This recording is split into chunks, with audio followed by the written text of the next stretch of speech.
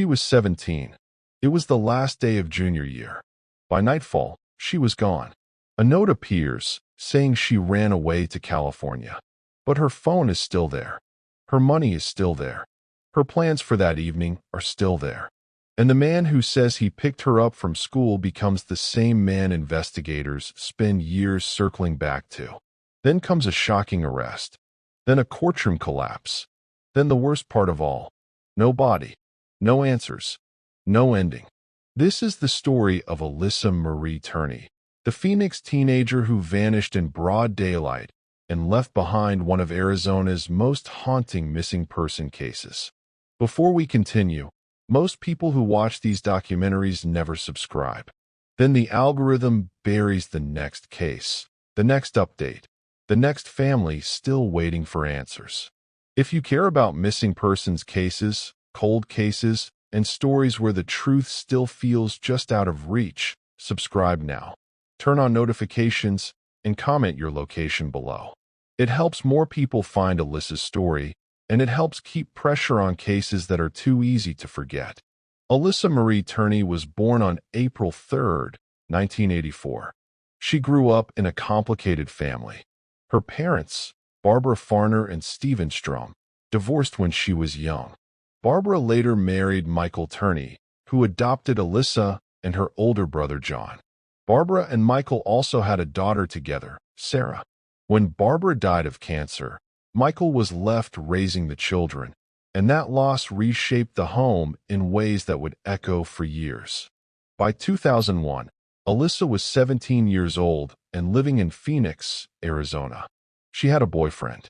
She worked at Jack in the Box. She was at that age where life is supposed to feel like it is opening up, not closing in. Friends and family later described a teenager with a real life in motion, not someone who looked like she was preparing to vanish without warning. Then comes May 17th, 2001, the last day of her junior year at Paradise Valley High School. A day that should have been ordinary. A day that should have been easy to reconstruct. A day that, instead, turns into the dividing line between before and after. According to Michael Turney's account, he dropped Alissa off at school that morning like usual. Later, around lunchtime, he said he picked her up early. He claimed they argued. He said she stormed off. Later still, he said he and Sarah found a note in Alissa's room saying she had run away to California.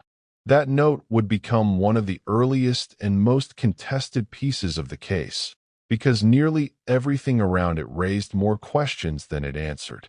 If Alissa really planned to disappear, why leave behind the things that matter when someone is trying to start over? Why leave behind personal belongings? Why leave behind her phone? Why miss plans she already had for that night? Reports on the case have repeatedly pointed to the same unsettling fact. She was supposed to go to a party that evening, but she never showed up. That matters, because people who are secretly planning to run usually act like they are leaving. Alissa's day does not read that way. It reads like something interrupted it. And then there is the timeline after she vanished. Michael reported her missing that same day, but in the early period after her disappearance, police treated the case more like a runaway situation than a likely homicide or abduction. That initial framing is one of the most important parts of this story, because the first label a case gets can shape everything that comes after it. Once a teen is placed in the runaway box, urgency drops. Doors close. Time disappears. And in a missing persons case, lost time can become lost truth. For the people who loved Alissa, there was no real ending to the first day. There was only a long night of waiting. Then another day. Then another. Then weeks. And as the days stretched into silence, the runaway narrative started to feel less convincing. Not more. A teenager with a job, relationships, routines, and plans had seemingly dropped out of the world in an instant. No confirmed sighting. No verified reappearance. No clear trail. One more detail would linger for years. Michael later claimed that on May 24th, about 1 week after Alissa vanished, he received a call from a California number and believed it was Alissa swearing at him before hanging up. It sounds dramatic. It sounds like the kind of detail that could settle a case. Except it did not. Instead, it only deepened the uncertainty because the alleged call never gave investigators a clean, reliable ending either. Just another shadow in an already unstable timeline. What makes this first chapter so gripping is not only that Alissa disappeared. It is that the official explanation never truly fit the emotional shape of her life. The note says one thing. The evidence around her daily life seems to suggest something else.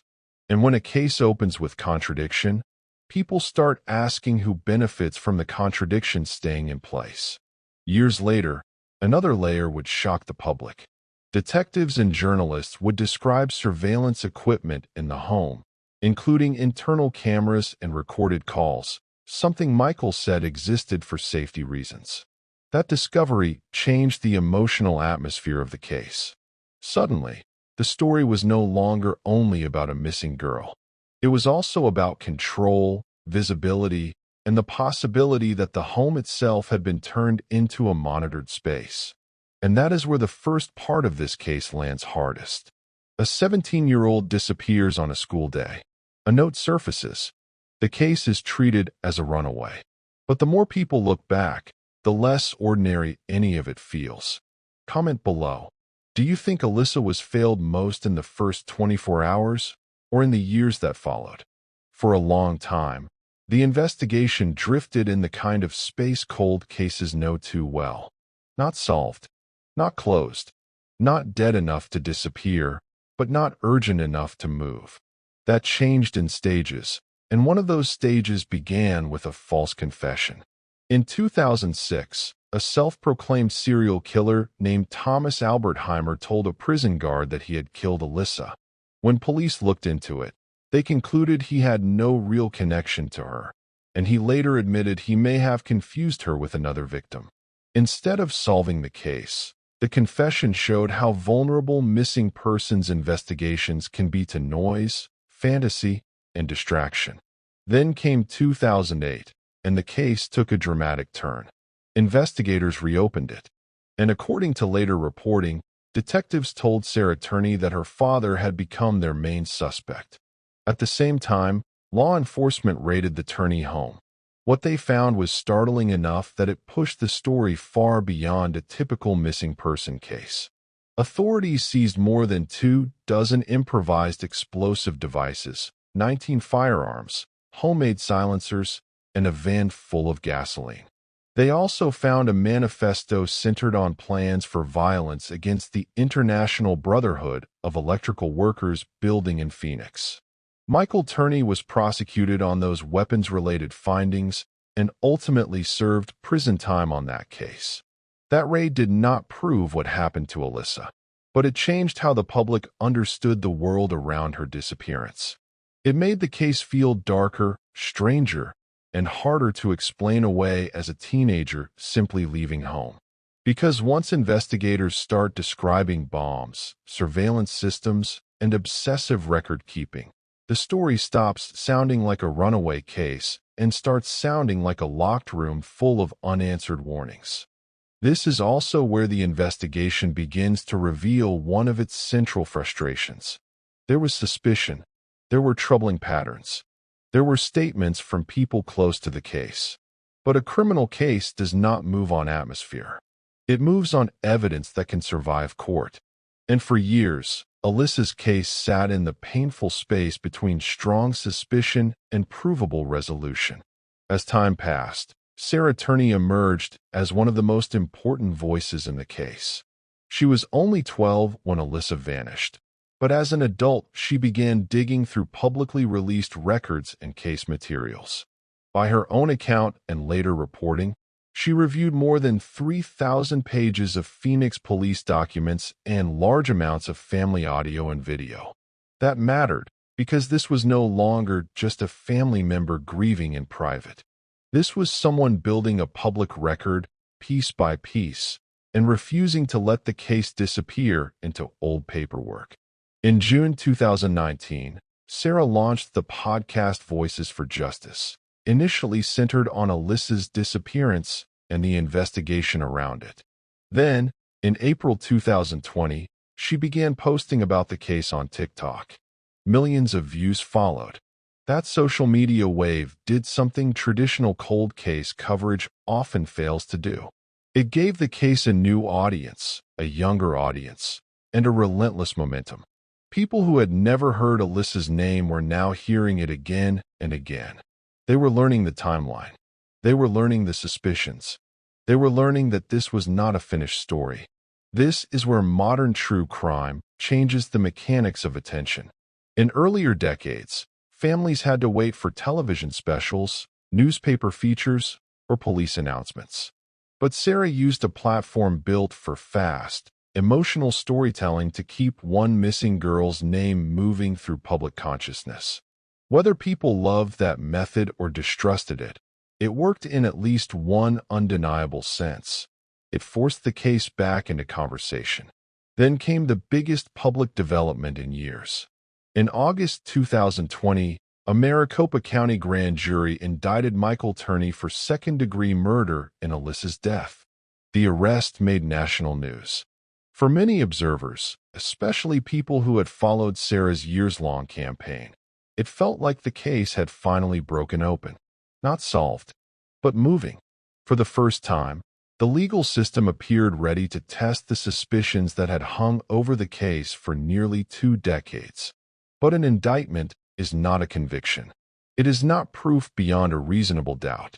It is the start of a courtroom battle, not the end of one.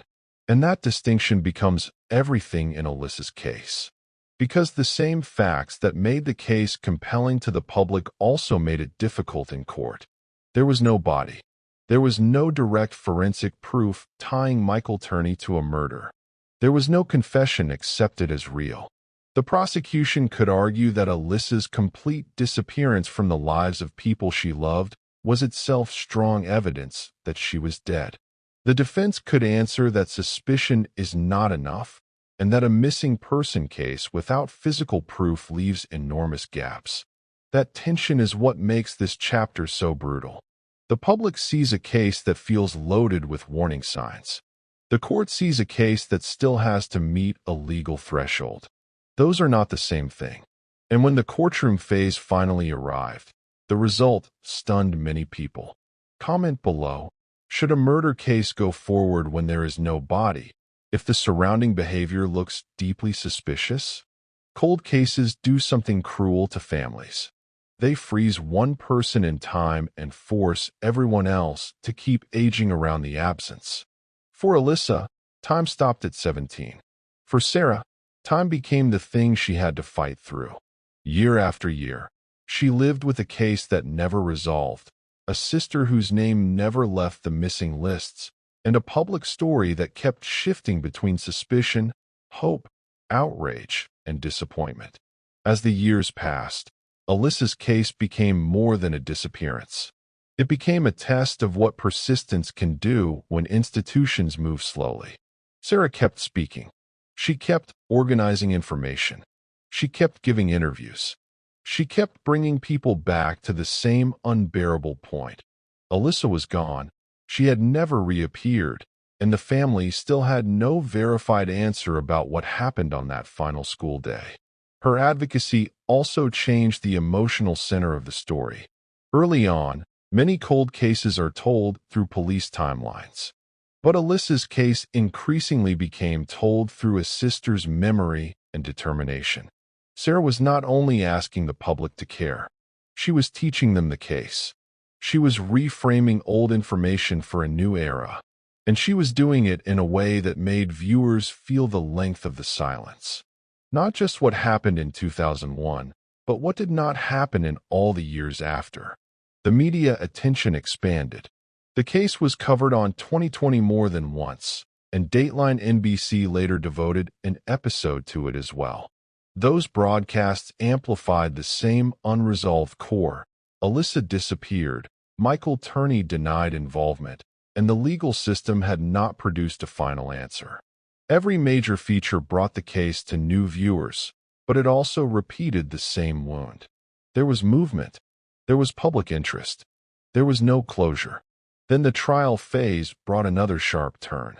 In July 2023, after the prosecution rested its case, the judge dismissed the murder charge against Michael Turney under Arizona's Rule 20 standard, finding the evidence insufficient to support a conviction. He was released. That moment hit hard because it did not feel like a dramatic exoneration built on a clear alternate story. It felt like the collapse of a case that many people emotionally believed in, but that the state could not prove in court. That distinction matters. The dismissal did not answer what happened to Alissa. It did not produce proof that she ran away. It did not recover her remains. It did not identify another perpetrator. It only told the public one thing with certainty. The prosecution had not met the legal burden required to continue. In other words, the justice system did not deliver a solution. It delivered a limit.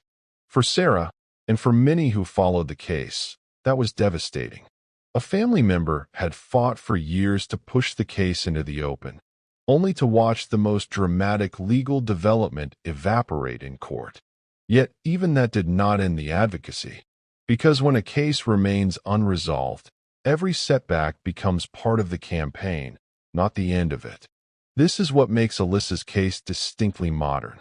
It lives in police records, television specials, podcasts, social media clips, missing person databases, and public memory all at once. It is no longer only a local mystery. It is a distributed case, carried by networks of strangers who know her name because a sister refused to let the silence settle. And still, the central fact does not move. As of now, Alissa has not been found. Her NamUs entry remains active. California's missing person database has long carried the possibility that she may have traveled there, reflecting the early runaway narrative. But that possibility has never closed the case. The passage of time has made one fact more painful, not less. The distance between being missing and being found can stretch so long that the missing person becomes almost mythic to outsiders, while staying heartbreakingly immediate to family. Cases like this also expose a hard truth about breakthroughs. Sometimes the breakthrough is not evidence. Sometimes it is attention. Sometimes it is a relative learning how to use media better than institutions use urgency. Sarah's work did not solve the case, but it changed what kind of case this was. It transformed Alissa from a nearly forgotten missing teenager into a nationally recognized unresolved disappearance. That is not justice, but it is a form of resistance against erasure. And that brings us to the hardest turn of all. What do you do with a case where the suspect was charged, the charge was dismissed, the body has not been found, and the person at the center of the story is still missing after nearly a quarter century? You do not get a clean ending. You get a vacuum. And vacuums pull in debate, anger, doubt, and obsession. Comment below. Did social media help this case more than traditional investigators did? Or did it only create more pressure without answers? There are true crime stories that end with a body recovered, a jury verdict, and a sentence. Alissa Turney's story does not. Its power comes from the absence of the ending people expect. No remains have been publicly found. No one has been legally convicted in her disappearance. And the most dramatic prosecution in the case ended not with a verdict, but with dismissal. So what, exactly, is the breakthrough in this case? In one sense, it was public attention.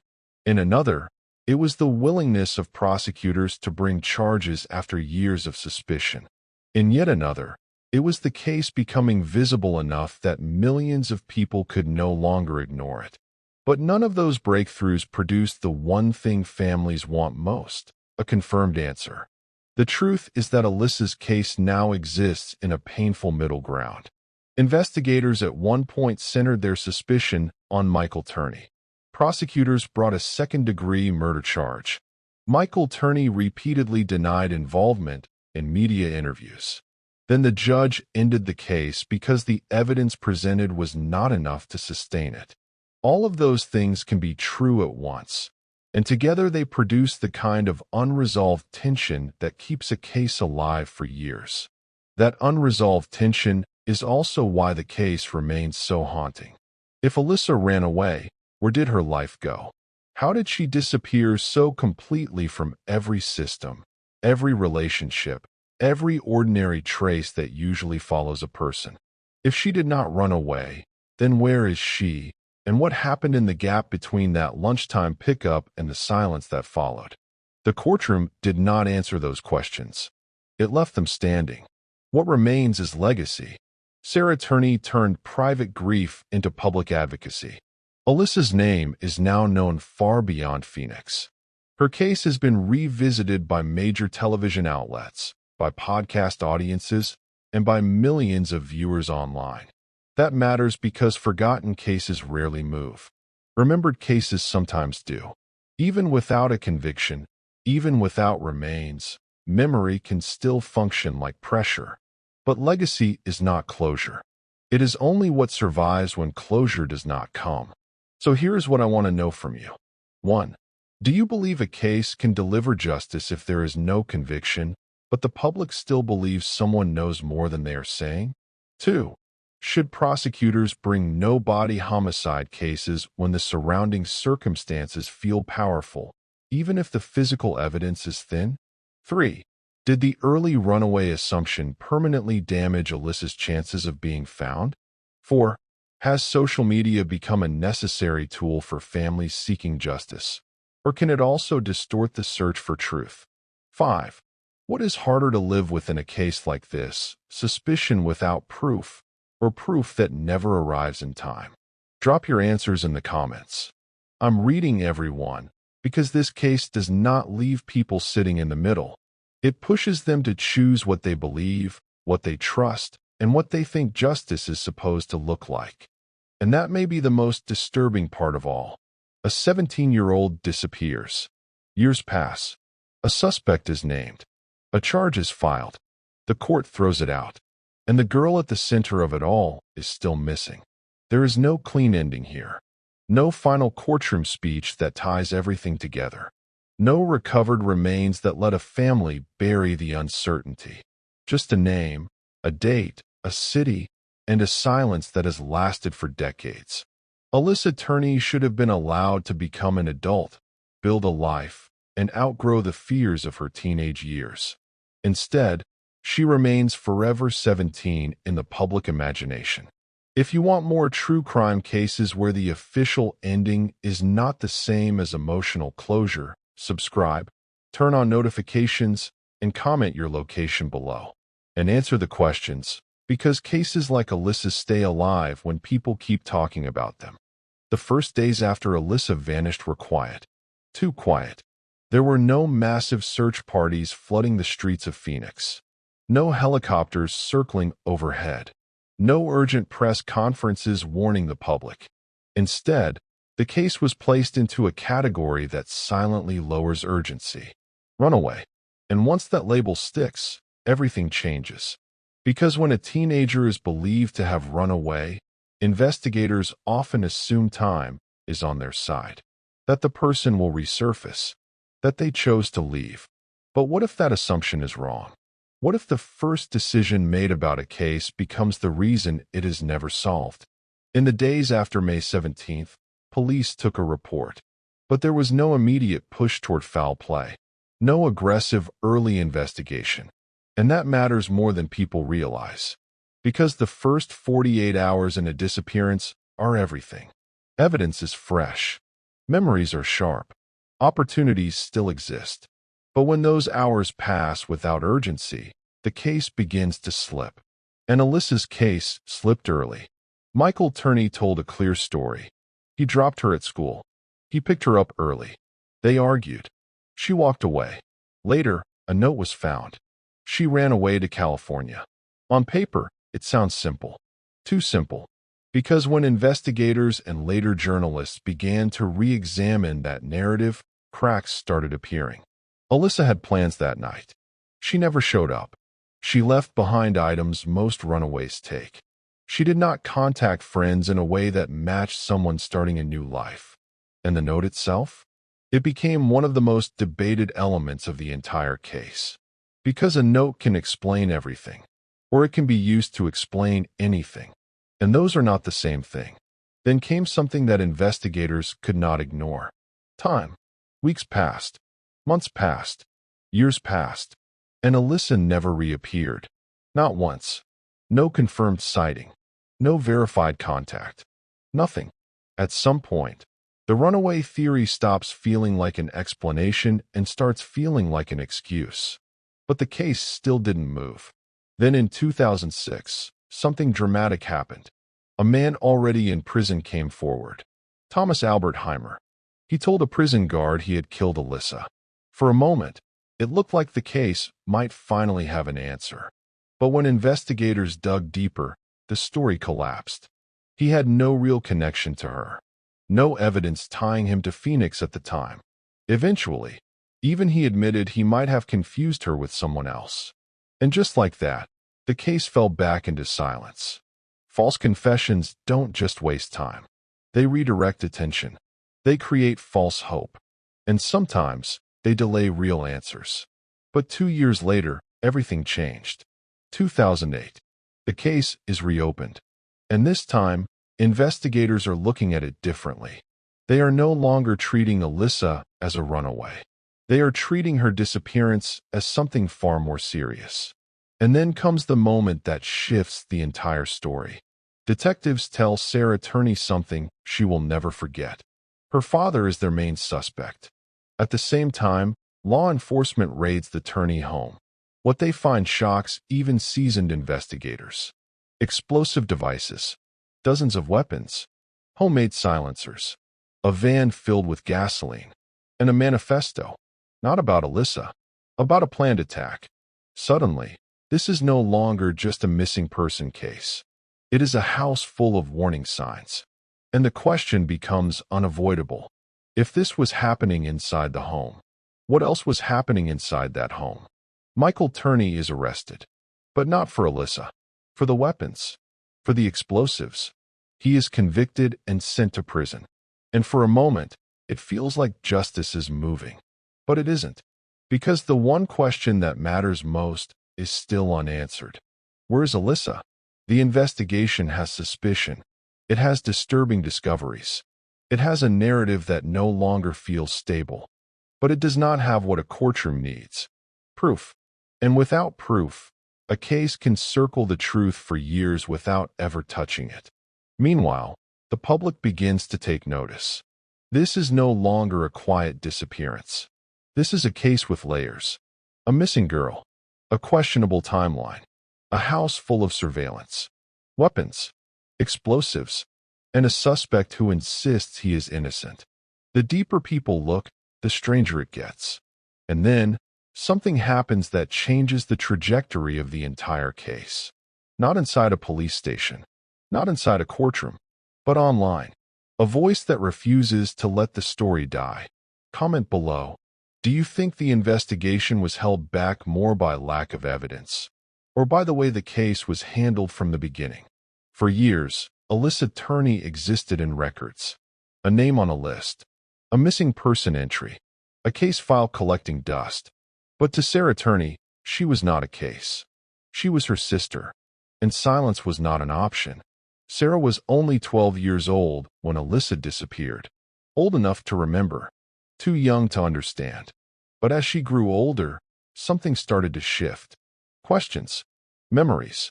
Details that didn't sit right anymore. And eventually, a decision. If no one else is going to push this case forward, she will. Sarah begins digging. Not casually. Relentlessly. Thousands of pages of police documents. Recordings. Family history. Every piece of information she can access. She studies it. Organizes it. Reconstructs it. Because somewhere inside all of it, she believes, is the truth.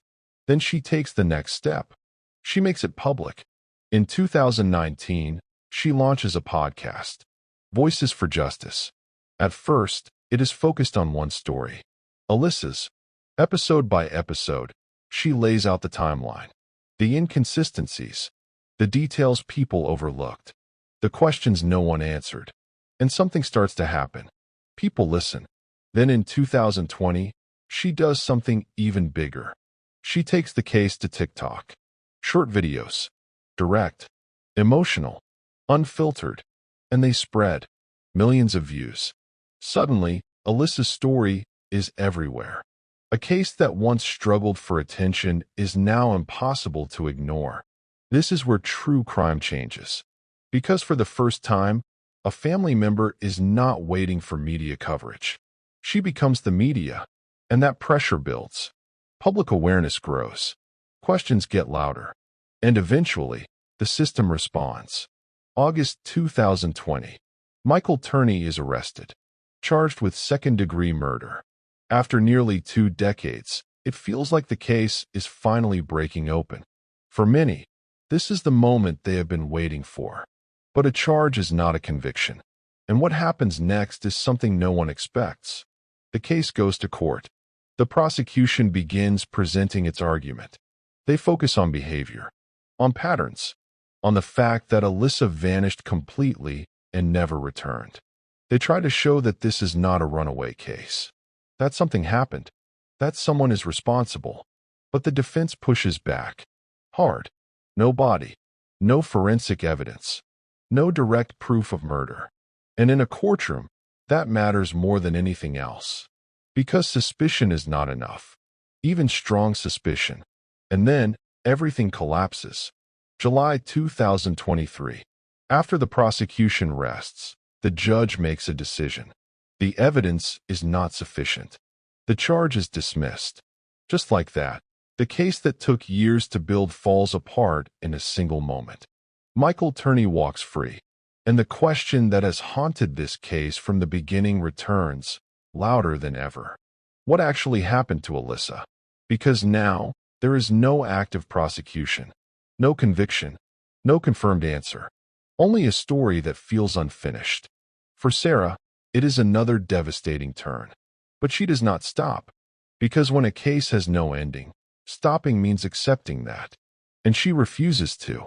Alissa's name continues to spread. Through podcasts, through television, through millions of people who now know her story. But awareness is not resolution, and attention is not justice. And this is where the case becomes something even more difficult. Not just unsolved, but publicly unresolved. Everyone knows. No one knows the answer. Comment below. Did the arrest give real hope? Or was it a case that was never strong enough to survive court? Some cases end in a courtroom. Some end with a confession. Some end with a discovery. Alissa Turney's case ends with a question. And that might be the hardest ending of all. Because everything that should bring clarity doesn't. There was a suspect. There was an arrest. There was a charge. And then there was nothing. No conviction. No explanation. No recovered remains. Just a legal conclusion that says one thing clearly. Not enough evidence. But what does that actually mean? It does not mean nothing happened. It does not mean everything is explained. It means the system could not prove what happened. And that leaves the case suspended in uncertainty. Two realities exist at the same time. In one, a teenage girl ran away and disappeared without a trace. In the other, something far darker happened, but cannot be proven. And the truth sits somewhere between belief and evidence. That tension is why this case refuses to disappear. Because people look at the details and feel like they are close to something, but never close enough. Alissa is still missing. Years have turned into decades. Her story has reached millions, but the ending never comes. And maybe that is what makes this case so disturbing. Not what we know, but what we will never be able to confirm. So here's what I want to know from you. 1. Do you believe justice can exist without a conviction? 2. Should someone be tried for murder without a body? 3. Did the early runaway assumption destroy this case from the start? 4. Can social media actually help solve cases, or just amplify suspicion? 5. What do you think is more likely, that she ran away, or that something happened inside that house? Drop your answers in the comments. Because this case forces a decision, not about what is proven, but about what you believe. And that is where it becomes uncomfortable. A girl disappears. A suspect is named. A case is built. And then it disappears again. Not into the ground. Not into evidence. But into uncertainty. Alissa Turney should be 39 years old today. Instead, she remains 17. Frozen in time. Waiting for an answer that still hasn't come. If you want more cases like this, where the truth isn't clear and the ending isn't clean, subscribe, turn on notifications, and comment your location below. Because the only way cases like this stay alive is if people refuse to forget them. If you want, next step I can.